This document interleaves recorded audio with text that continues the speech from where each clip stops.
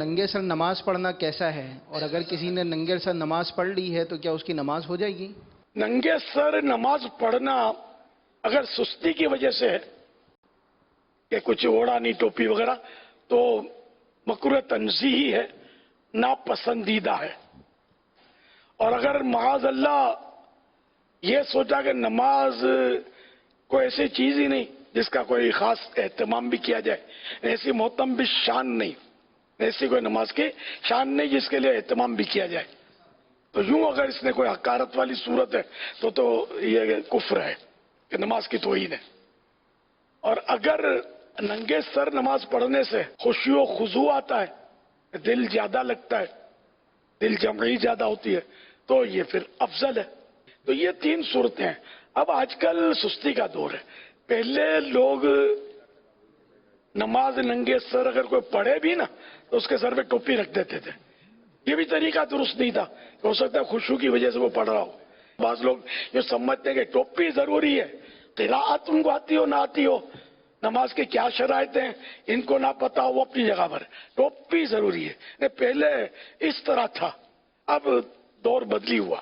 اب مطلب یہ کہ اچھا پہلے ایک مخصوص طبقہ ہوتا تھا جن کو علماء جانتے ہوتے کہ وہ کون سا طبقہ میری مراد ہے، وہ ننگے سر پڑتا تھا، یہ ان کی نشانی تھی کہ یہ ننگے سر پڑتے لوگ، اہل حق کا طریقہ نہیں ہے ننگے سر، یہ ذہن تھا، پلس تھا۔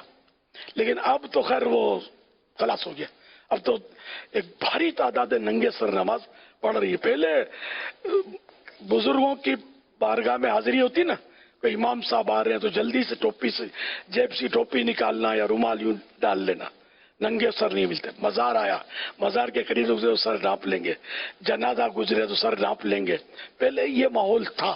اب تو اس طرح کا ماحول ہی نہیں ہے، حالانکہ ادب واقعی ہے۔ امام اعظم ابو حنیفہ رحمۃ اللہ علیہ کی خدمت میں حضرت سیدنا داؤد طائی رحمۃ اللہ علیہ فرماتے میں 20 سال رہا، میں نے نہ لوگوں کے سامنے نہ اکیلے میں امام ابو حنیفہ کو ننگے سر کبھی بھی نہیں دیکھا۔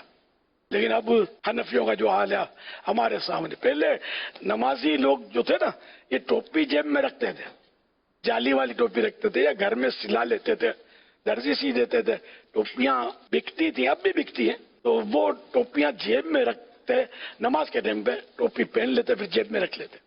اتنا تو تھا، اب تو یہ بھی گیا، ٹوپیوں کی سیل بھی میرا الگ کم ہو گیا۔ اب وہ خوبصورت ٹوپیاں پہنتے ہیں تو کیا وہ خاص محفلوں میں جائیں گے کہیں تو وہ مطلب ٹوپی پہن لیتے ہیں۔ اب یہ ٹوپیاں جب خوبصورت ٹوپیاں ہمارے یہاں بکنی شروع ہوئی نا، امام میں کم ہو گئے۔